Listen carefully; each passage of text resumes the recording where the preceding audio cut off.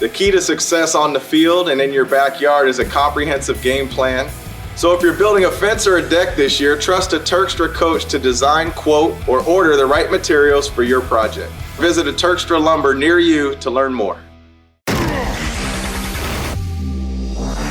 From the Ticats Audio Network, this is the Coach O Show with Luke Tasker. Welcome back to the Coach O Show with Luke Tasker. The Ticats coming out of a bye week. It's week 11 of the CFL season, getting ready for Game 9, where they'll host Edmonton at Tim Hortons Field. That's this Thursday, August 17th at 7:30 p.m.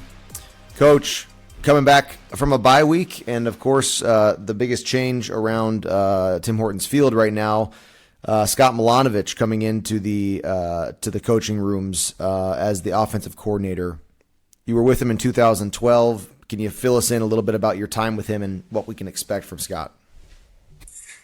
Yeah, absolutely. Well, first of all, I can't say enough great things about Tommy. It's always tough. While bye weeks are usually enjoyable and you get a time to get away, it by far was my toughest time in coaching to make that decision. But, Tommy was a big part of the foundation that we built here since 2013.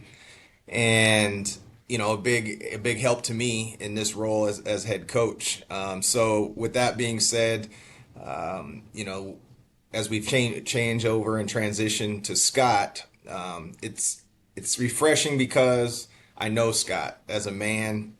We've stayed in touch over the time. We're champions for life. In 2012, it was kind of a role reversal where I was the DB coach and he obviously was the head coach, and we just kind of built a bond there, even though we were on opposite sides of the ball. Just a common respect. And like I said, even when I was at Fresno State and throughout the years, we always stayed in contact. As far as expectations, Scott is, can't say enough great things. Like, he's going to be prepared. He's played the position of quarterback. He is able to coach the quarterbacks. You can't just make change for the sake of change. I don't believe in this profession. You have to have somebody that can, take care of the quarterback position. That's something that as a defensive head coach, I really, obviously I'm not comfortable doing, and it's not my area of expertise. He's an experienced play caller. He demands excellence. He's consistent. He brings a different demeanor. And I know that one of the main questions here has been, what can we expect? You can expect all of that. It's going to unveil itself over time, but naturally that he'll call the game different, just as any coordinator would. As far as plays being put in, you can't put in a whole playbook in a week, and you would know that, Luke, from being around. Overloading our people is not going to help them play faster. At the same time, being innovative and creative and injecting some fresh ideas, I think is refreshing and will be paramount at times. But there'll be a lot of carryover, but the biggest change probably will just be, you'll see over the next few weeks just how he calls the game. Cool. I remember actually we made an offensive switch in the middle of a season in 2017. Mm-hmm. And that year there was a lot of stolen terminology from one offense put into the kind of a concept of a new offense. Is that sort of what Scott's doing right now with quarterbacks, receivers, and all them? Well, I think the little bit different thing here is just that Scott was in training camp with us. So he is familiar with some of it. Now, some of it is going to be, he's going to put in his own terminology on certain things. There just needs to be that for him to call the game where he's most comfortable. But he is familiar with the terminology where I think you're referring to, like when June was here. I know he was around for a couple of weeks or maybe less before he took over. Yeah. And he kind of melted the two. So I think Scott's done a great job of keeping the terminology the same, putting more onus on himself to do a little bit of memorization and studying. But at the same time, to get him working and being the best version of himself, he is going to have to infuse a little bit of his own stuff, and there'll be a little bit on the players and our people to learn that and pick it up. And not just pick it up, but effectively execute it. Yeah. I think a lot of listeners wouldn't know some of the differences that there can be in styles from an offensive coordinator. We had times and years where wide receivers were meeting right by themselves, just in a little group of 8 to 10 guys, and offenses that like to meet as a whole group for at least half the meeting. Even sometimes it was linemen, quarterbacks, receivers, running backs, the whole thing together. What's Scott's style? I mean, I would assume he's coming from some head coaching roles. I would assume he likes to get everybody together. But how does he proceed through his meetings?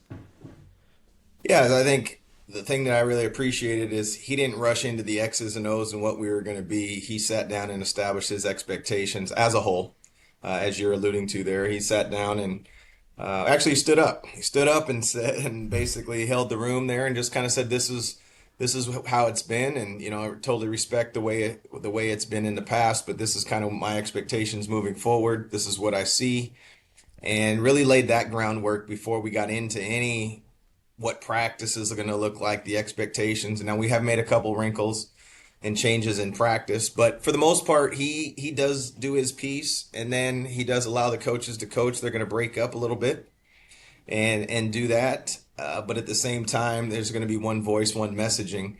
But I think it's going to unveil itself over time. It's been on fast forward. Imagine just jumping in somewhere at a new company and whatever, a key presentation is due at the end of the week. Mm-hmm.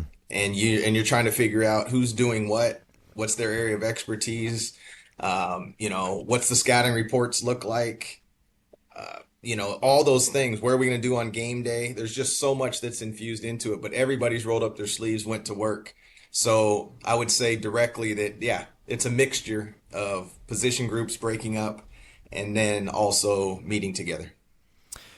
You say threw a little wrinkle in the practice schedule. Is that a result of Scott's input, or is that just something that you wanted to sort of adjust as the season goes on?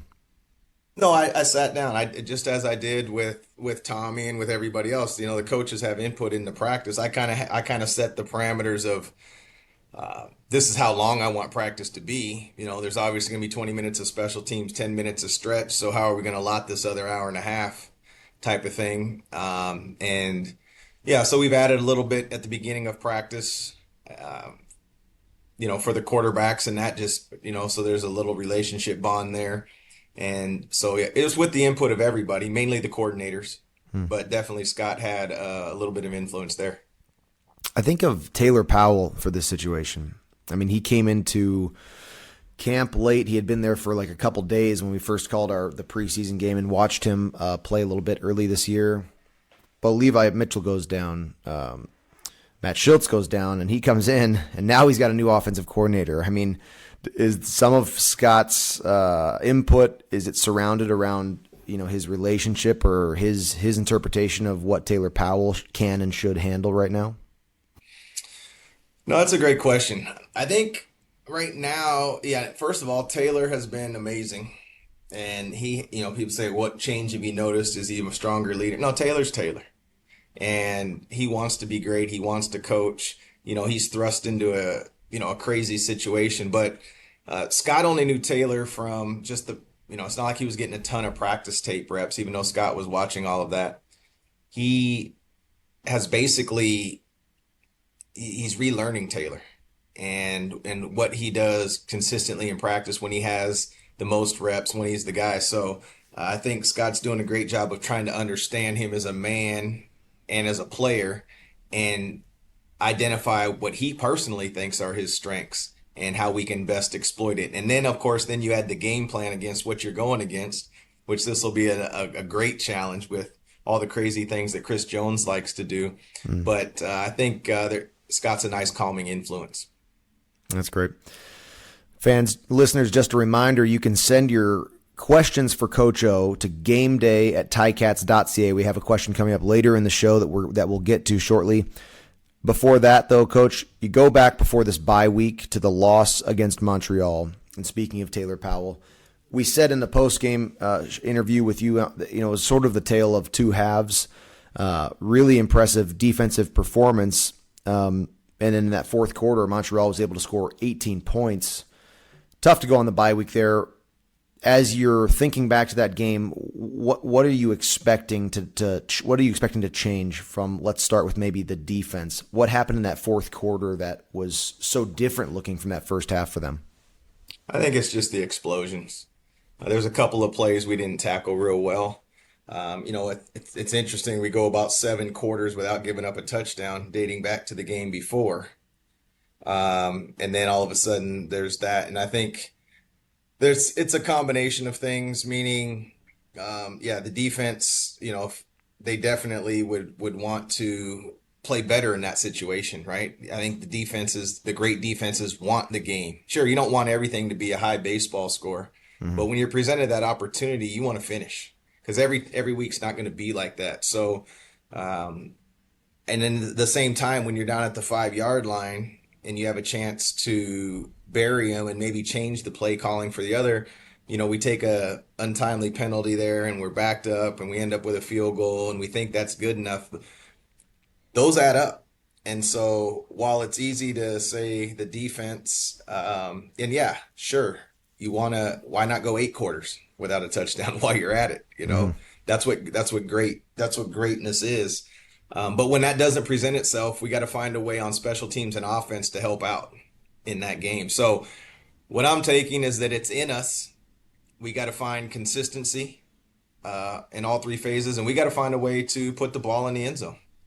And that's what the elephant in the room is, and that will help everything else. And we really have to limit, which we have in the last 3 weeks, just the penalties. And it's not just, nobody goes, across the league. There's always going to be penalties, but it's what type are you taking? Now, we've really cut down on the post-snap penalties and that, but at the end of the day, when you're looking for wins, you got to play a lot cleaner game.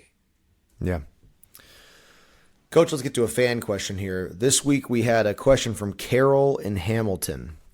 And Carol asked, "Hello, Coach. My question is regarding home and away games. To me, it seems like more home teams are losing this year than in years past. The Tiger Cats are 1-3 at home and 2-2 on the road. Do you think home field advantage is not as important as it's made out to be, or is this just a coincidence?" It's a great question. Sorry, she says, "Thank you and good luck, Coach." That's Carol in Hamilton. Thanks, Carol. Yeah, well, thank you, Carol, for the question. And I'm not sure I have a great answer for this, Luke. I think it's tough. Would I rather play at home or on the road? At home, of course. Yeah. Do I like road trips? I do. I do like road trips for the bonding. I think it forces you to be together. It changes things. For some people, it allows them to get away from the baby, maybe, of screaming at night. They get a good night's sleep. And just different things. And that's the life perspective of a person, not just a football player. So I think there's benefits in both, but who doesn't want the backing of the home crowd? I do think that for the reasons that I've said, I think that can have something to do with it. I think sometimes you're knowingly or unknowingly fortified when you're on the road because there's more structure. Like everybody stays at the same place. You're meeting at this time. You're on the bus at this time. Like there's just structure. Yeah. And I think, like I said, knowingly or unknowingly, sometimes that's positive where some teams that are talented, they're able to drown out that noise. Now there's times when you can't and the momentum is going too far, and then you definitely wish you were at home. So, Carol, I've kind of talked in a circle here, but I can't put my finger on the why. I can tell you that I love playing at Tim Hortons Field. I know the players do too. Historically, over the last 4 years, we've done extremely well here, and we're looking to build a new streak starting Thursday. That's good. It is an interesting question from Carol, and right now, as it stands in the CFL, 21 wins by home teams, 18 wins by away teams. To Carol's question, though, early in the season, even or with a couple games or with a couple weeks past, there was a time there where more away teams had won than home teams had won. And obviously that reflects in the Ticats record, but it is close, and maybe there is a trend of more away teams winning. I agree with you there, Coach, that you do have some structure on the road, I guess, a little bit more than you do in an away game. I mean, you're all together at a hotel, you're on the airplane, on the train, whatever it is, and there is some sort of rhythm that comes from that. But apples to apples, if you had to choose one, you're going to choose home field every time. So yeah, there's something interesting there. I like that question. Thank you very much, Carol. And remember, you can always send your questions to for Coach O, and you can send those to gameday@ticats.ca. gameday at ticats.ca. We pick one out every week, and Coach, it's been a great part of our episodes. The Coach O Show with Luke Tasker is presented by Turkstra Lumber. Check out the project coaches at Turkstra Lumber. They can help with every part of your home renovation, from designing a deck to ordering a new front door. Learn more at turkstralumber.com. Coach, now you get ready for another home game. This is Edmonton this week, coming to Tim Hortons Field. Probably your team's best performance throughout the first half of the season was in Edmonton. Kind of things were firing on all cylinders, takeaways, touchdowns. James Butler looked great that night. Edmonton still continues to struggle, but they did score 22 unanswered points against Winnipeg. Do you see something in this Elks team that is possibly starting to turn the page up for them? I see the same thing that I saw before. I see a team that's tired of losing, and they're not going to back down from anybody. They if you're in their locker room, you're saying it's going to come at some point. And so I think, just from the first run of the game, you could tell they were ready to play, and Winnipeg may have been on their heels a little bit. And away he goes for 65 yards. It's Mr. Brown. I'm talking about their running back. And so in pro football, everybody's good. Everybody's good, and the majority of them are great. And you can put it together at any given time. And if you're not ready, disappointment happens. And so, like I said when you were around, Luke, like, consistency is always better than rare moments of greatness. And we're striving to be consistent. So we're not looking at their record. Like, we have our own sack of rocks to carry. If they were 9-0, it's still a game for us that we've got to be better than we were the week before. Now we've got some other changes and things like that, and everything's not going to go smooth. We talk about it all the time. There's adversity, but by this point in the season, we should be prepared foundationally for an adversity response. And we've been through a lot, be it injuries, be it ups and downs, roller coasters, changes, all those things like every football team goes through. But, specific to our team, Edmonton's next on the schedule, and it's going to be a fight, and there is no should wins. They're struggling. Shoot, they're hungry. That's how we're approaching it. They're hungry. We better make sure we're hungry. Mm-hmm.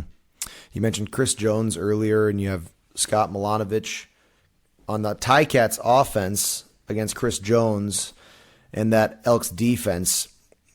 He is an interesting guy. I mean, as I was a player, he was always a defensive coordinator or head coach who I knew who I knew about, who I had a feeling for what was coming. He's a cover zero guy.